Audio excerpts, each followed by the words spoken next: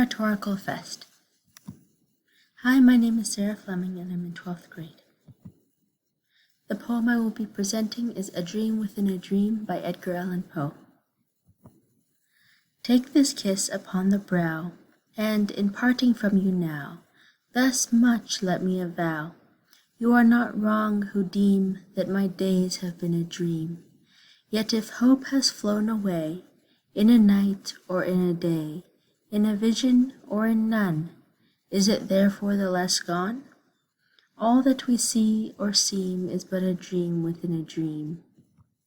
I stand amid the roar of a surf-tormented shore, and I hold within my hand grains of the golden sand. How few, yet how they creep through my fingers to the deep, while I weep, while I weep.